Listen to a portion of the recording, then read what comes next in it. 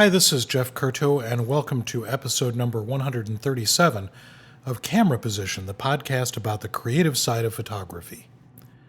So, Camera Position's been around for about 8 years now, starting in February of 2006, and we've covered all kinds of different topics about photography, about creative photography, about project planning, wide variety of different topics, and they've all revolved around my impressions of photography, my ideas about photography, and I thought I would do a quick catch-up here since Camera Position's been sort of dark for a little bit, and in fact has been dark on a semi-regular basis over that 8-year period. I thought I would do a little bit of catch-up for those of you who have been listening for a long time, or even of those of you who are just joining me, to kind of talk a little bit about where Camera Position has been and where I've been these last few months, and also where Camera Position is going. So longtime listeners know that I've always had a day job. My day job has been teaching photography at a school called College of DuPage outside of Chicago, Illinois. I started there in 1984, and I just now have retired from College of DuPage. I decided to take an early retirement and move on to some other new adventures, so I am no longer teaching my day job at College of DuPage, and instead have a whole bunch of other things on the plate. And I thought I would do some updates here because there are so many different things that I think listeners might be interested in. One of the first things is, as some of you know, that in the last few months, about a year now, I've been playing around with an Apple application called iBooks Author, which allows you to create different kinds of interactive books. And in fact, I think many of you have downloaded my book about the winter in Lake Superior and taken a look at that short project. Well, I've produced a couple of other projects that you might be interested in. One of them is called Basic Photography. Basic Photography, a beginner's guide to the essential elements of photography, is a free iBooks Author book. It is free of charge, no fee associated with it, and it is, in fact, a basic photography book that goes through an overview of the components of the camera, different types of cameras, an exploration of exposure, aperture, shutter speed, lenses, depth of field, composition, and quite a bit more, and is intended to help people start on the path to mastering the technology, primarily the technology of the medium of photography. Now, I know that most of the people listening to Camera Position are not beginner photographers, but my guess is that some of you have not had formal training in photography, and this would be an ideal book for you to brush up on technique or just review technique. But for many listeners, what this book really is an answer to that question. You know that question that you all get from your friends and your relatives that goes something like this. Hey, Sam, I just bought a new DSLR camera. Can I come over Saturday afternoon and you can show me how to use it? Which for many of us is that sort of like, yeah, sure. I wasn't planning on doing anything else with my weekend, and this is an awesome piece of information for people to be able to review and get an idea of how to use their DSLR cameras or mirrorless cameras or even point-and-shoot cameras, because it is really sort of adapted to all levels of people's involvement, including film cameras. So there are bits and pieces in the book about film cameras as well. This is a free book. The catch-22, I suppose, is that because it was authored with Apple's iBooks authoring software, it is only readable on the iPad or the iPad mini, or on the Macintosh OS X, the Mavericks version of that, where iBooks is installed.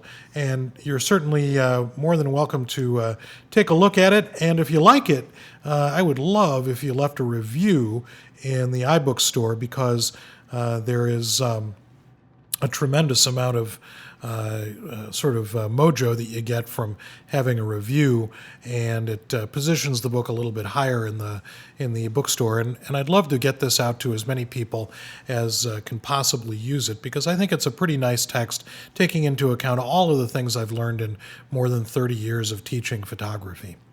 For more advanced photographers, I have another iBooks author book, also available to be read on the iPad or on Mac OS X Mavericks, and that is Resonating Images, Communicating Messages Visually.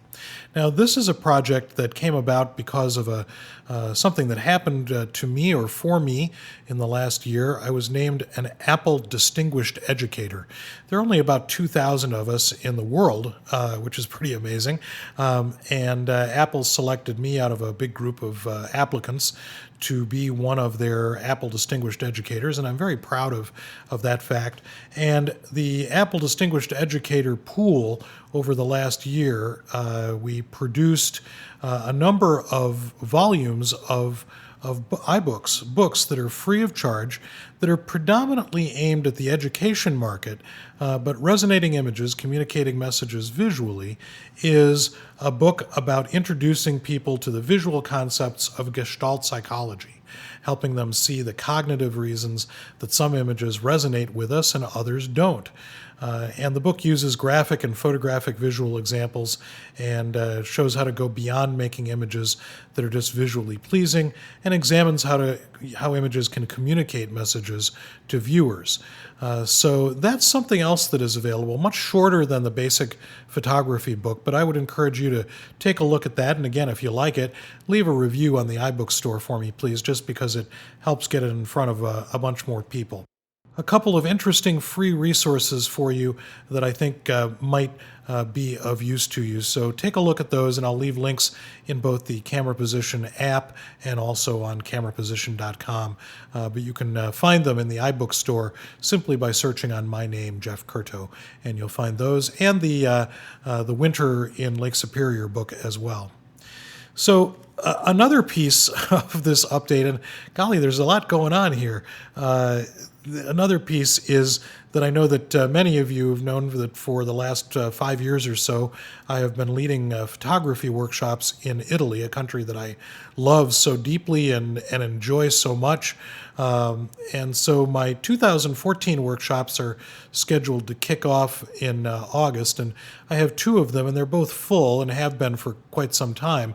But I'm actively in the planning stages for May and June of 2015 for workshops in Italy, and looking at workshops in Tuscany, in Venice, and in the wonderful and interesting southern province of Puglia, the heel of the Italian boot.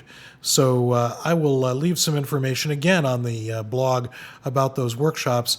I have just really enjoyed teaching photography in Italy. Obviously, I love teaching photography, but boy, it's really wonderful to teach it in Italy. And it's funny, too, because when I first started photographing in Italy way back in 1989, I couldn't even envision the idea of sharing this experience with other people. It was sort of like mine, and I wanted to keep it as such. But once I started bringing groups of students to Italy and working with them in the field and working with them on their images at the end of the day over a glass of wine, wow, I have really enjoyed it so much, and I think the students have enjoyed it too. So photographitaly.com is the website for that, and again, I'll leave a link for that. So I'm in that planning stage for the 2015 workshops, and if you're interested in learning about those workshops in an advance notice kind of fashion, send me an email and I'll put you on the advance notice list. And in fact, most of the time now these workshops fill up directly from that advance notice list, so it's really helpful to have your name on that list if you're interested in going in either 2015 or at some future time. And I'm also looking at conducting workshops well beyond Italy. You know, I love Italy, and I will continue to do those workshops as well, but I'm very interested in doing some workshops here in the U.S., as well as some other destinations. I've been in discussions with some people about perhaps workshops in India or Nepal in the Kathmandu Valley, Bhutan, perhaps Istanbul, some areas of the world that I would love to travel to. I've been to India a couple of times, but would love to get back there and do some photography there and bring some people along with to share that experience and help them learn a little bit more about photography and about the culture of another part of the world. So if you're interested at all in being on my workshop list, let me know, and I will make sure that you're on the mailing list for information for these workshops as they become available. So I'd mentioned Italy quite a bit in the last couple of minutes, but here's another piece of information that I find really, really exciting. In addition to teaching my workshops in August this year, after those workshops have concluded, I will be joining as an adjunct faculty member the University of Georgia for the fall semester, just the fall semester, but the University of Georgia has a study abroad program in Cortona, Tuscany. And so I've been invited to teach photography for them at their campus in Cortona for the fall 2014 semester. Very excited about that. Very excited to be back in a regular traditional classroom, but really not a traditional classroom, of course, because it is a classroom in Tuscany. So, in fact, I'll be in Tuscany from August through at least November of this coming year, and really excited about that opportunity. Very excited to meet those students and teach photography in an extended format in Italy. So there is, as you can see, an awful lot going on. Leaving my teaching job of 30 years was really something. It's still not quite sunk into me. Those of you out there who may be retired know what it sort of feels like to close that office door for the last time. But in my case, this office door closing has really been the opening of a whole bunch of new doors. A bunch of new doors about teaching photography, about travel, something I've always loved, and also about photography. You know, one of the things that I've always sort of in some ways suffered along with the rest of you in the podcast listening universe is that I've had a day job. I've had this opportunity to be able to teach the thing that I love in my day job, but it also has gotten in the way, in many ways, of making photographs. And I'm looking forward to the opportunity to spend a lot of this time that I now have, even though obviously I'll be quite busy and have been quite busy, and I'm always quite busy, but I will now have the opportunity to make more photographs. I've become very interested, as many of you who have been following Camera Position for a while, and in not only still image making, but also in motion image and combining still and motion image, which I think there are a lot of people who are in still photography who have gotten into motion image, but very few who have gotten into motion combined with still. And I'm really intrigued by the combination of those things, and the combination of audio plus still plus motion is something that I'm very interested in pursuing and spending some time on. So there's an awful lot going on, and there will be links to all of this stuff in cameraposition.com and in the app itself. But I wanted to give you all some heads up on where things are going. Also look forward to Camera Position getting out in a more frequent basis, on a more frequent basis. Those of you who have invested in the app, and thank you very much for that, hopefully will see the fruits of these labors coming into your app a lot more frequently. And those of you who are subscribed on iTunes or other subscription methods, hopefully you'll see more Camera Positions coming at you more frequently as well. And speaking of which, you know, I mentioned this about the books, but anytime you get a chance to go to the iTunes store or any of the other places where you can rate or evaluate the podcasts, I really appreciate those ratings, because it does put the podcast into more ears and helps us build a bigger community.